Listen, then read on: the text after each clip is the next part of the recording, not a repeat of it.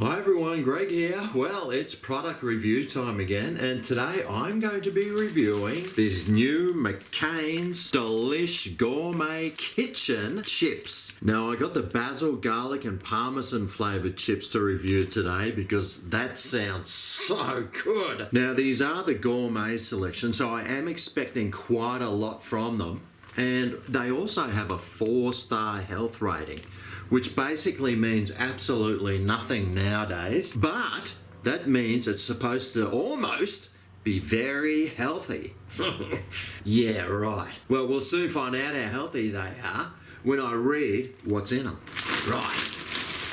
Potato, 85%. Well, considering there's potato chips, that doesn't sound like a lot, does it? Batter.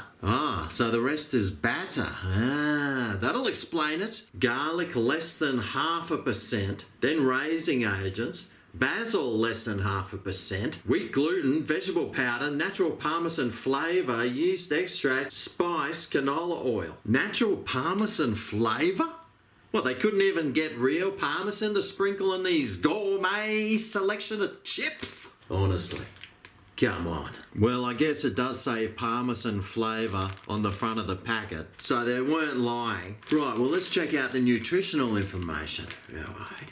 Per 100 grams, 651 kilojoules. Well, the bag weighs 600 grams, so 6 times 651, that's about 3906 kilojoules for the whole bag, if you're that way inclined on eating a whole bag of chips, which you probably are, like I am. That's almost half your daily intake of food, so you could eat 2 of these whole bags every day and still be under your average daily intake.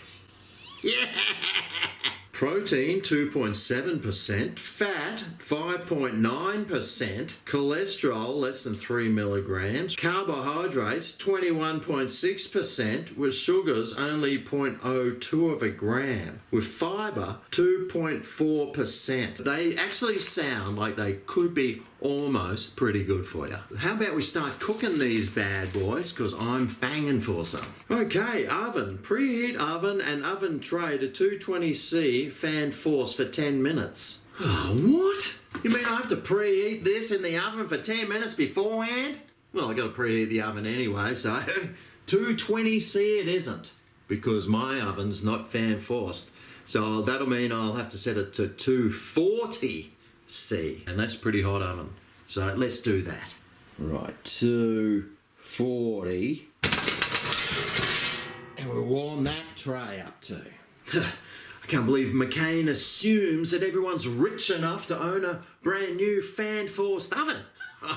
Oh, McCain's, you've up again. Right, well, what's next? Spread Delish chips in a single layer on the middle shelf. Do you want me to spread the chips on the middle shelf of the oven, or do you want me to spread them on the tray? You told me to spread them on the middle shelf of the oven. How is someone that's stupid like me supposed to know now? Well, now I'm confused. What am I supposed to do? Spread it on the middle shelf of the oven, or am I spreading it on the tin that I just preheated? Oh, McCain, you up again. Okay, well, that's been 10 minutes. So that tray is pretty warm.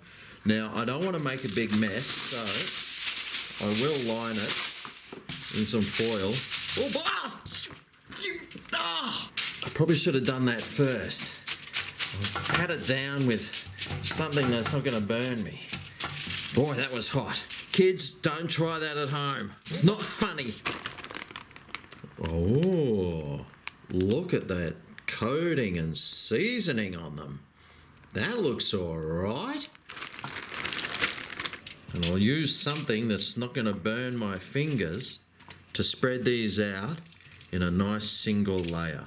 Now, I probably should have separated them a bit more because you need some good ventilation around your chips to get them really cooking good and proper, but hey. Now the instructions say, bake in oven for 10 minutes, turn and cook for a further 10 minutes until crisp and golden. They obviously don't know that the thing I hate most is taking things out halfway and having to turn them over. Especially chips. But I'll do what they say. In you go, fellas. Now it also notes that cooking times may vary from oven to oven. Adjust the cooking time to suit your own preferences. So I'm guessing if you like them burnt, leave them in for about a day and a half. Anyway, I'll come back in 10 minutes to turn them over. Turn them things over, especially chips. Okay, well the 10-minute timer's gone off. Have a look at them. And I'll tell you what, this kitchen smells so good. Now, somehow I've got to turn all these over. I don't know how I'm supposed to do that, but I'll just give them a bit of a shuffle. I'm pretty sure you need some sort of degree in engineering to know how to turn chips over. If you've got a really good tip on how to turn a chip, let us know down below. Hey, I'm a poet and I didn't even know it. Huh, I did it again. Ding dong dan. And in they go again. For another 10 to 12 minutes or until burnt to a crisp. Alright, well the timer's up and dun dun dun dun dun dun dun. They look alright, don't they? I'll whack them in a bowl. Try not to burn myself in the process.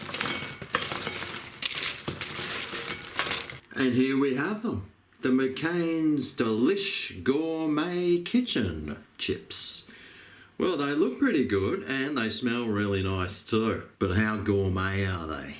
Well, we'll soon find out. They're certainly covered in lots of dots and things to make them look fancy. So let's give them a go.